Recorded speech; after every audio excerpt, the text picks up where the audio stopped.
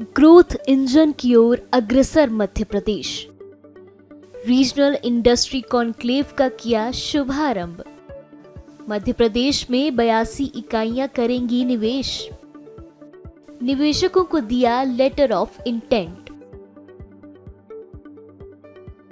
मध्य प्रदेश को भारत के मानचित्र में विशेष स्थान दिलाने के लिए मुख्यमंत्री मोहन यादव ने नर्मदापुरम में रीजनल इंडस्ट्री कॉन्क्लेव के 6वें संस्करण का शुभारंभ किया। इस कॉन्क्लेव के जरिए सीएम मोहन यादव राज्य को औद्योगिक विकास और रोजगार का केंद्र बनाने के प्रयास में हैं। इस कॉन्क्लेव में सिर्फ भारत से ही नहीं बल्कि 5 अन्य देशों के प्रतिनिधि शामिल हो रहे हैं। नए क्षितिज नई संभावनाएं थीम के अंतर्गत इस कार्यक्रम में सीएम मोहन यादव ने 82 इकाइयों का वर्चुअल लोकार्पण और शिलान्यास किया, जिसकी वजह से 5700 से अधिक लोगों को रोजगार मिलने की संभावना जताई जा रही है। इस कॉन्क्लेव के जरिए सीएम मोहन यादव ने सूक्ष्म लघु एवं मध्यम उद्यम का भी ध्यान रखते हुए अनुदान राशि वितरित की। उन्होंने 48 जिलों की 1200 से अधिक इकाइयों को तकरीबन 366 करोड़ रुपए की अनुदान राशि भी वितरित की। सीएम मोहन यादव ने रिमोट का बटन दबाकर विकास कार्यों का लोकार्पण भी किया। इसके बाद उन्होंने निवेश करने वाली इकाइयों को लेटर ऑफ इंटेंट वितरित किए। मैं आपको बताना चाहूँगा रीजनल इंडस्ट्री कॉन्क्लेव नर्मदापुरम नए क्षितिज नई संभावना के आधार पर ये हेडिंग से हमने इसको स्थापित किया, जहाँ 4000 से ज़्यादा रजिस्ट्रेशन हुए, 75 से अधिक विशिष्ट अतिथियों ने भागीदारी की है, 3000 से अधिक MSME अर्थात मध्यम श्रेणी की इंडस्ट्रियों के प्रतिभागियों ने इसमें भाग लिया है।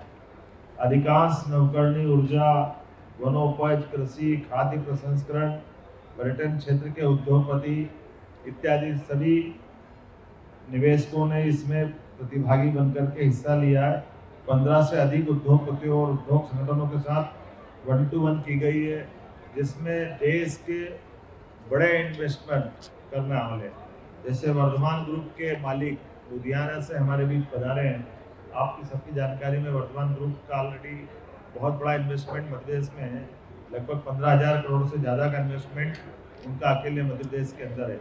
इसी प्रकार से ट्राइडेंट लिमिटेड, उनका भी इन्वेस्टमेंट बहुत बड़ा है। वो हमारे अपने मध्य प्रदेश में पहले से काम करते हैं। आज इन दोनों ने भी अपने नए निवेश की घोषणा की है। 3000 करोड़ का निवेश तो ट्राइडेंट वाली की तरफ से होने वाला है। इतना ही वर्धमान ग्रुप ने अपनी अनाउंसमेंट किया है। शक्ति पंप, ये बड़े पैमाने पे सोलर एनर्जी पे काम करते हैं। उनने भी अपने लिए यहाँ भी और पीथमपुर के लिए भी दोनों जगह बड़ा इन्वेस्टमेंट की घोषणा की है। इसी प्रकार से विश्वराज ग्रुप सहित लिस्ट तो मैं बहुत लंबी बात दे दूँगा, अभी ये तो कुल मिलाकर के आंकड़े आपके बीच बता देता हूँ।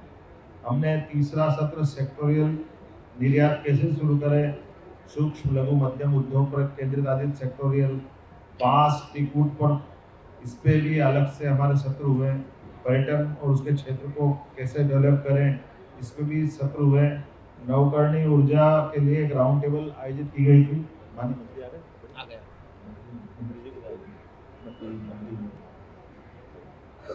मैं अपने इस अवसर पर बताना चाहूँगा कि रीजनल इंडस्ट्री कॉन्क्लेव में आज एक साथ हमने कई प्रकार की व्यवस्थाओं को जोड़ करके ये मीटिंग की थी, जिसमें 98 इकाइयों के आशय पत्र जारी किए गए, जिनमें 163 एकड़ भूमि का आवंटित करने के आशय पत्र हमने दिए हैं, जिनके माध्यम से 910 करोड़ से अधिक का पूंजी निवेश और 3900 से अधिक लोगों को आशय पत्र के आधार पर रोजगार मिलेगा।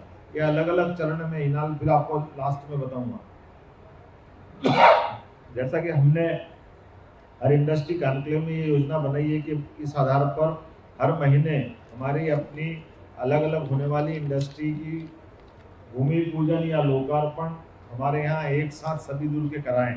इसी आधार पर लगभग रीजनल इंडस्ट्री कॉन्क्लेव में 82 से अधिक 82 इकाइयों के भूमि पूजन लोकार्पण के कार्यक्रम, इसमें 10 इकाइयां नर्मदापुरम संभाग की है और सब मिलाकर के 2600 करोड़ के प्रस्तावित निवेश सहित 5700 लोगों को रोजगार दिलाने वाले अलग अलग उद्योगों का भूमि पूजन लोकार्पण हमने अपने यहाँ से बैठ करके 10 यहाँ की और बाकी प्रदेश के अलग अलग क्षेत्रों में एक साथ किया है, जिसमें उल्लेखनीय है हमारे यहाँ से इंदौर, पीथमपुर, रीवा, सागर, खरगोन, छोटे छोटे स्थान से लेकर बड़े स्थान तक हर स्थान पर हमारा अपना निवेश का ये जो माहौल बना है।